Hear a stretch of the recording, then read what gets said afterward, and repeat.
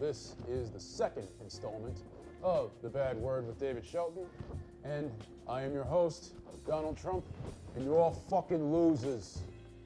I'm kidding. I love my audience. Please watch the show. I'm begging you. Anyway, tonight we are going to start with the Republican debate. I just flew in from the Republican debate, and boy, is my brain tired. No, I didn't fly in, but I did watch it on TV, and I am going to analyze it, every part, what they went over, what they didn't go over right now. So let's get started.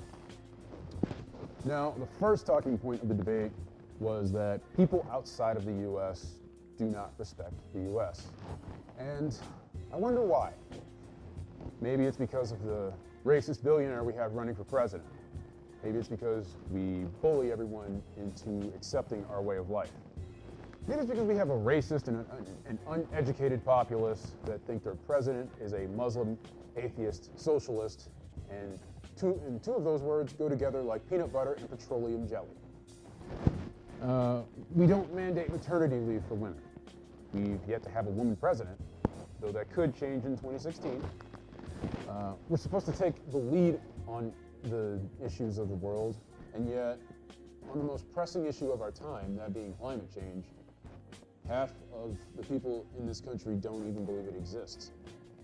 Our elections are bought and paid for, and the biggest issue and the most important issue is we're fat. Really, really fat. Okay, it's not the most important issue, but literally speaking, it is the biggest issue.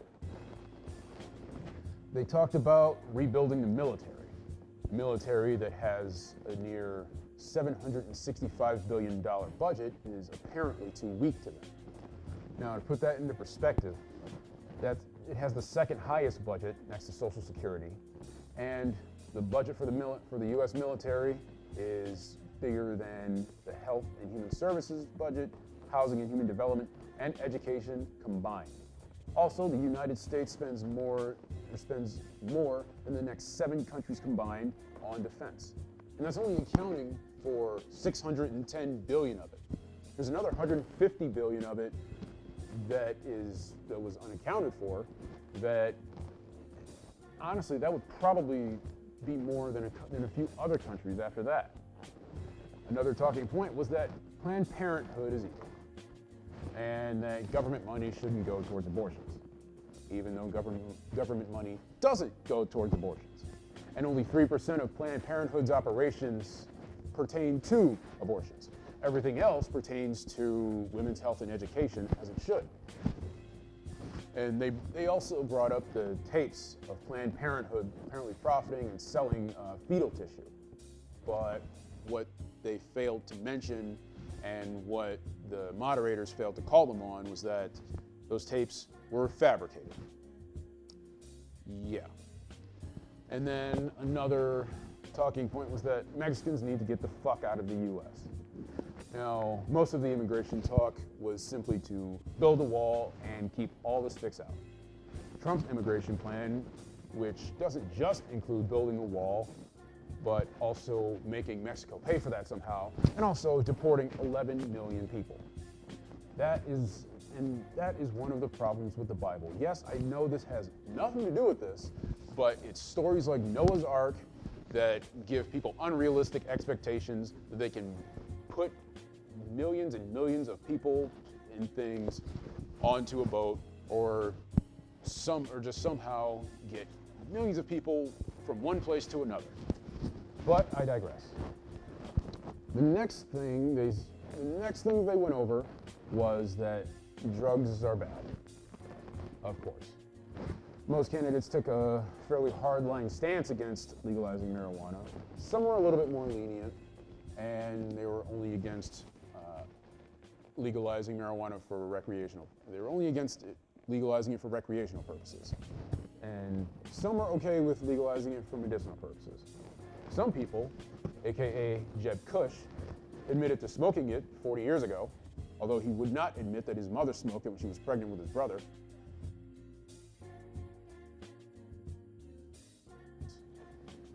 And then they talked about who can cut taxes the fastest. Of course. More trickle-down economics at work. And I'm going to say this for the final time. Trickle-down economics doesn't work, and leave it in the 80s and forget about it. No? And then they brought up which woman should go on the $10 bill. After shitting on Planned Parenthood and women's health in general, they had to pander to women somehow. So some said that Rosa Parks should go on the $10 bill, or the $10 bill. Some said their wives should go on the $10 bill. Donald Trump said his daughter should go on the $10 bill. Jeb Bush said Margaret Thatcher should go on the $10 bill, and she's not even American. Now, while I do think that we should put a woman on our money, I think that's a great gesture. I think one thing that we should focus on more is that when a man gets a $10 bill, a woman should also get a $10 bill, not 75% of it. Speaking of women, apparently Carly Fiorina is a beautiful woman. Yeah, Carly Fiorina called out Donald Trump for his comments on her looks, and she put that funny-looking, blonde, cotton candy-headed pumpkin in his place. They also talked about climate change and how it's not entirely our fault, and even if it was our fault, it would be too expensive to fix it, so just fuck it altogether. Yeah, they said that it's not only the United States, which is true. It's not only the United States. There's China, who's a big contributor, India, and many other countries.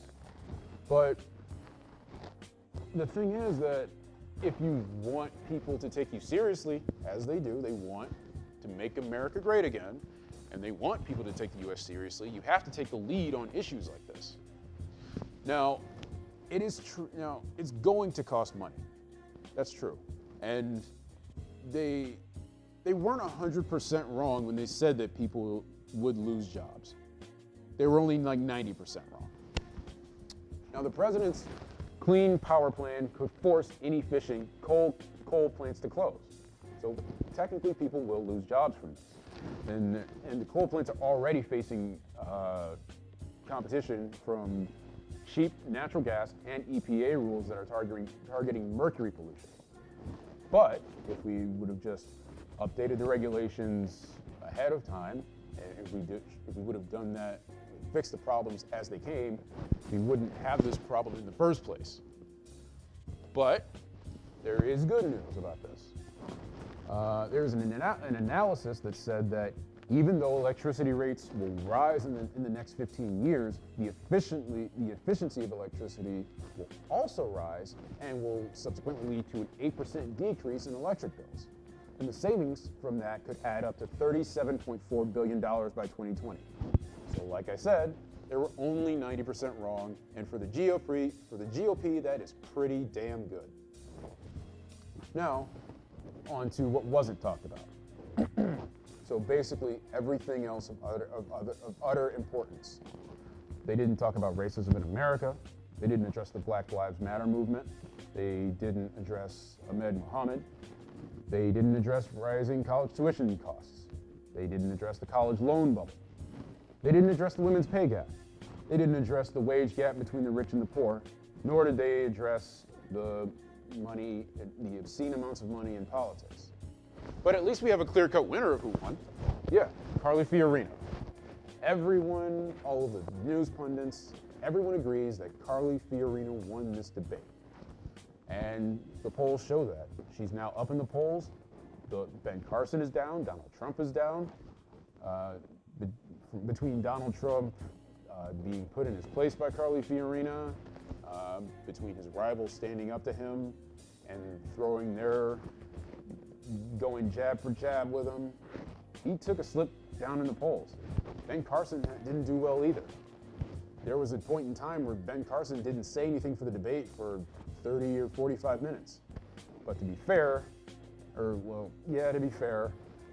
sound of his voice did put him to sleep for that time. I wonder why Bill Cosby didn't just take him on his dates with him. Anyway, on to our main story. It's September, which means that college kids are going back to school and they need school supplies. Many of them may need new shoes and new clothes, new pens, new pencils, more condoms and beer. If you're a frat guy, more roofies. And of course, new textbooks. Now, the problem is that textbooks are insanely expensive. According to the Bureau of Labor Statistics, college textbooks have risen over 1,000% since 1977. And that has led to the textbook industry to become a $14 billion enterprise. Now, to put this into perspective, textbooks have increased percentage-wise more than college tuition.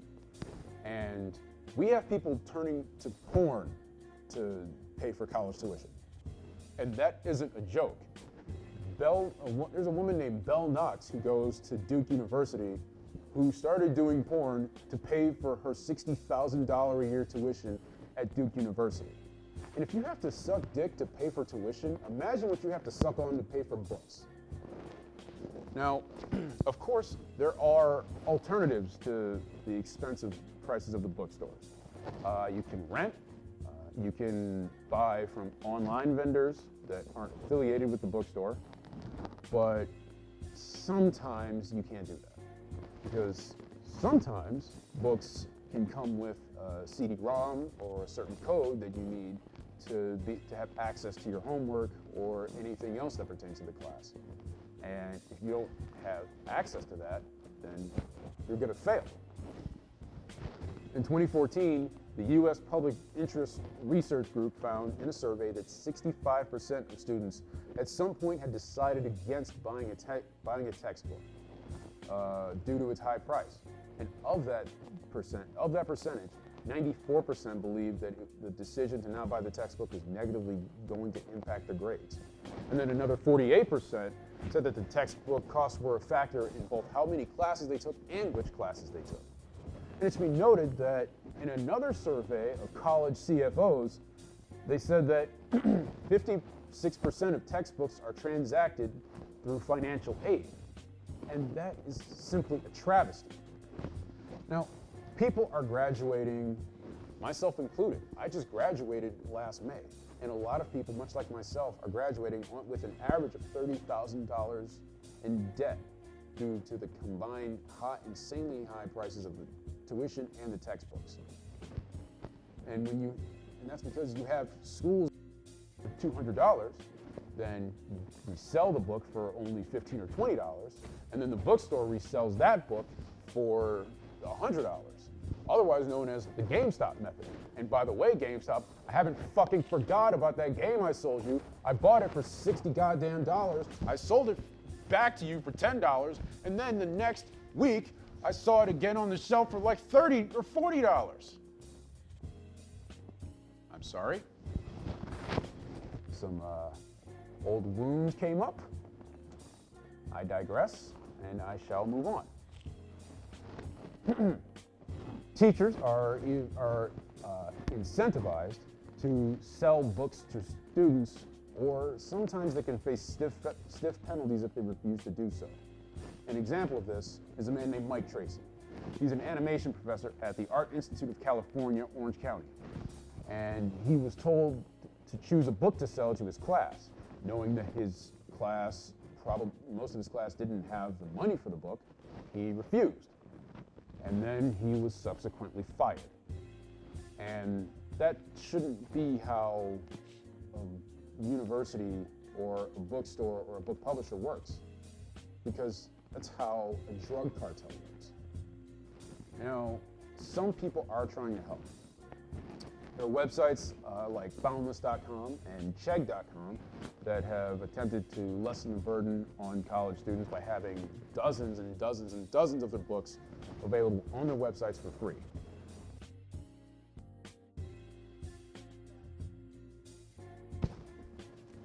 Now, the open education resources movement has produced a lot of texts, videos, charts, problem sets, and other things that are for the help or for the need of the students.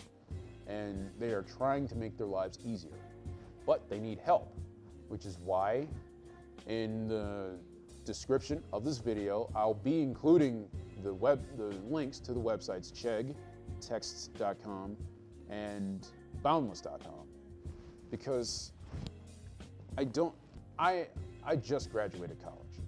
Like I said before, I am in debt, and there are millions of kids like me who are also in debt.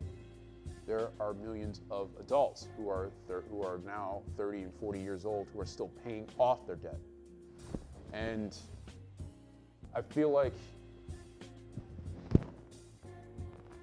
it's just tough. It's so difficult being a college student nowadays because of all of the things you have to buy just to be included in it. And I feel like if I just this simple act, I'm hoping that people watch this video, they follow the links, and their lives are just made a little easier when they graduate.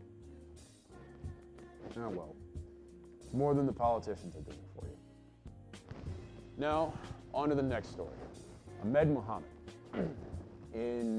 Last week in Irving, Texas, a 14-year-old Muslim boy was detained by police because they thought that he brought a bomb to school. It turns out that what they thought was a bomb was a clock that he built himself, and he was proud of it, and he wanted to show his teachers, and then that happened. Now, a lot of people have come out in support with him, in support for Ahmed with the hashtag I stand with Ahmed. Some people have not been so supportive. And it's not just losers on the internet. It's been some pretty prominent people. One person was the Irving, Texas mayor, Beth Van Dunn. And this is a direct quote from her. She said, "Don't you dare tell me that not all Muslims are terrorists. We've already educated more than half of them."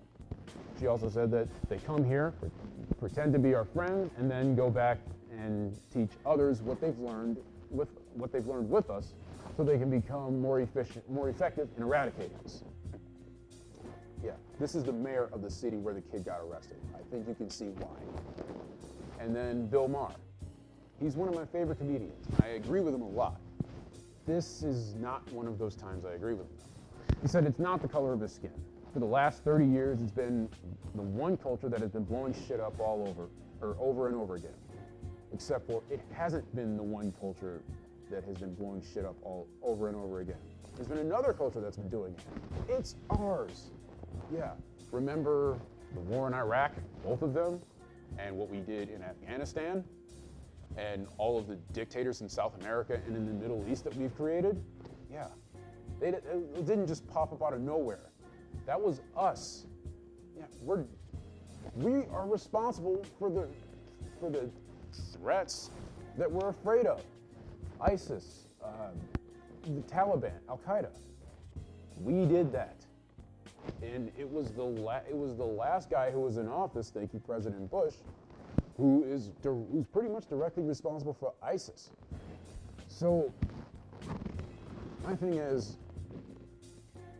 don't act like Americans are just good old God-fearing Judeo-Christian,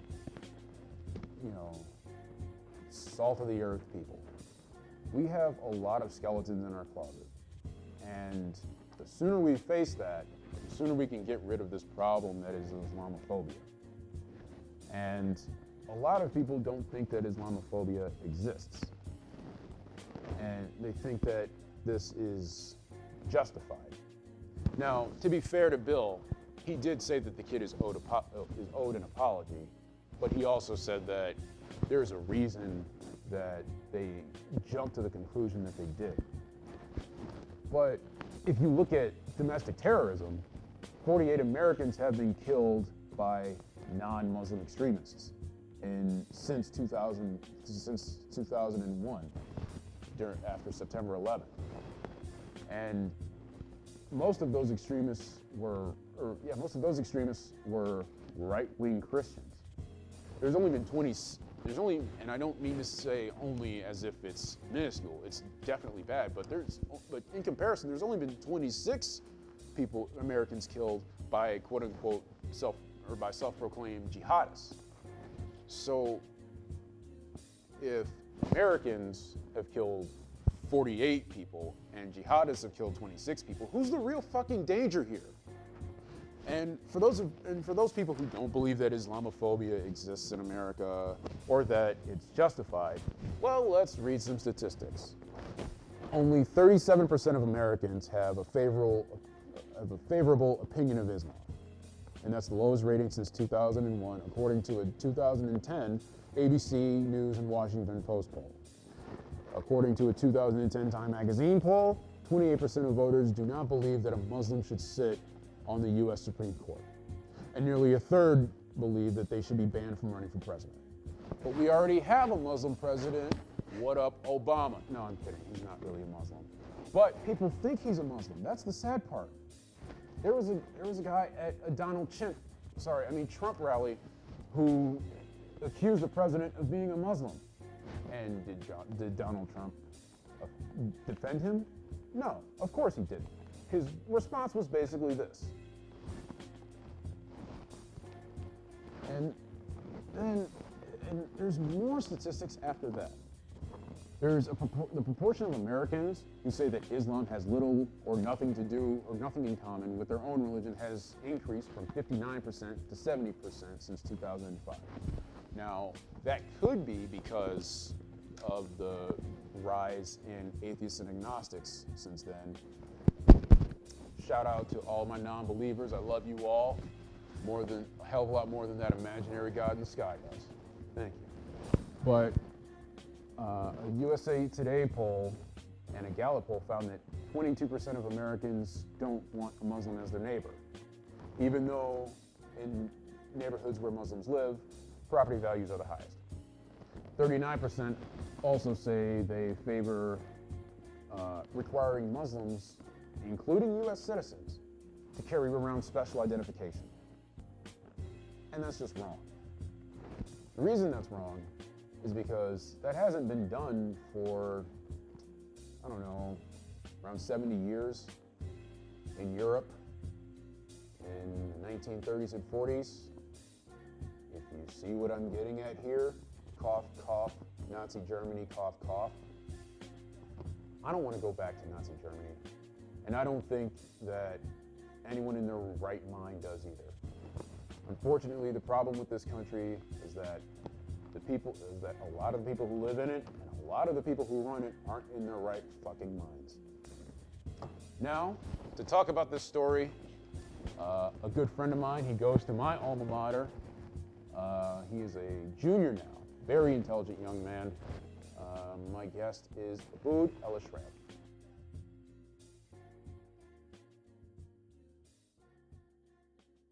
Okay, this is my good friend, Abood El-Ashram. Hello, everybody. Got a crazy crowd tonight, man. It's pretty crazy in here. Look at them going crazy. Thank you for having me. Yeah, no problem, man. These guys, all two of them are going nuts. Oh yeah, very loud. So, I want to talk about Ahmed Mohammed. Now, first of all, what was your reaction when you read that story? Interesting enough, I actually kind of laughed because it's so absurd. You know, you think a kid builds a clock and then gets arrested for, suspected terrorism or a bomb of some sort. It's crazy to think about that even in the United States, a kid or any form of intelligence, especially from a minority group as a Muslim, can be so targeted to the point that they're going to arrest him simply from building a clock. And it even looked like a clock. Yeah, right. I mean, it was made out of a pencil case. And the pencil case is probably, what, this big? Yeah, I mean, not much room for a bomb, Yeah, exactly. Maybe you could get a piece of C4 in there, but... Possibly. I mean, the key thing here, though, is to keep in mind that they didn't even bring the bomb squad in, nor did they, evacuate the school. They just simply arrested the kid without also contacting his lawyer and without contacting his parents. So clearly there's some, foreplay going on here, because it's a problem, that how simple protocol to deal with a bomb was completely ignored, which makes me think it was Islamophobic entirely. Yeah, I honestly have to agree with you 100%. Now, I don't know if you were listening when I was reading the quotes from the mayor of Irving, Texas, and Bill Maher. Did you get the gist of those? Oh yeah, very accurate. You know, I'm a sleeper cell myself, and you know, we're coming after you. But no, in reality, it's clearly absurd that, you know. Get SEAL Team 6 in here. I know, they should be coming. I'm expecting any second now, right? No, I guess not. But, you know, it's absurd that people of high position or people who have a large following could, you know, advocate in such, or discuss things in such a really disgusting manner, and that people would take them as seriously. I mean, there's 1.6 billion, maybe 1.7 billion Muslims around the world. Pretty sure if they were all terrorists or extremists, the world would not be as safe as it is today, arguably. Yeah, I absolutely agree. And there's all this just people being neurotic about being in danger. The United States is the safest it's ever been. We have a lower crime rate than we did in the 90s. We have a much lower murder rate than we did in the 90s. And yet you have stories like this where people blow things out of proportion. You have the kid, I think it was in Columbus, Ohio, actually, who was suspended for turning his hand into a finger gun. Gotta be careful, man. That trigger's, you know, very iffy. You might shoot him by accident. Yeah. I don't know where all of this neurotic, you know, we need to be safe thing comes from. I think it's played very highly by the government. I have to agree. Because it seems like whenever there's a situation of stress and the population feels to be scared, it's easier for politicians to take advantage of the situation and use it for their own political gain. I mean, I guarantee you that most politicians, especially ones who advocate for war, hence stopping the Iran deal, probably have some sort of, you know, interest or some interest group that work with them that could benefit greatly from starting another war. I wouldn't be surprised. I mean, and you look at what happened in 2001 with the Patriot Act.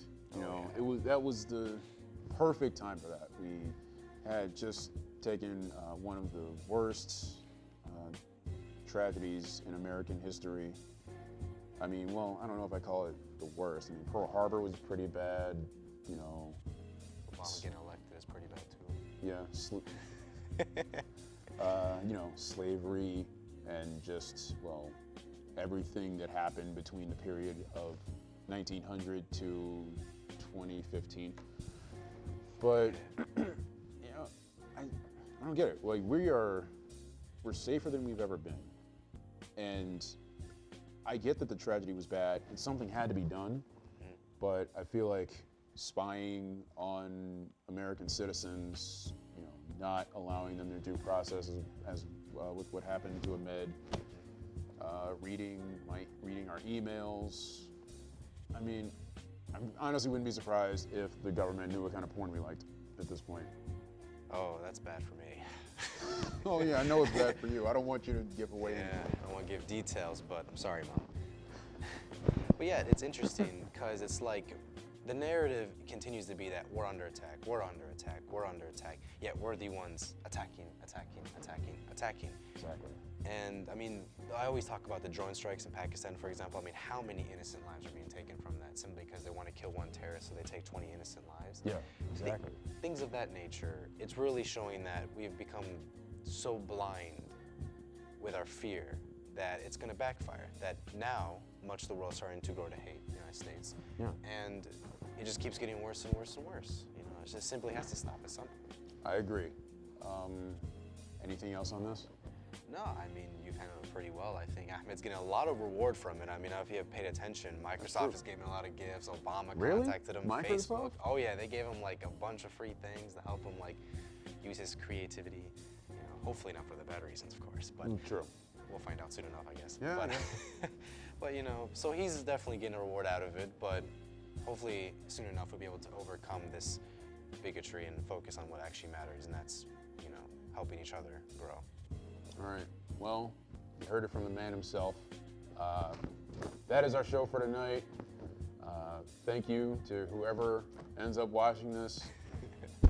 I'm gonna go home and relax, He's going to go home and not join ISIS, and I will see you all next week. Good night.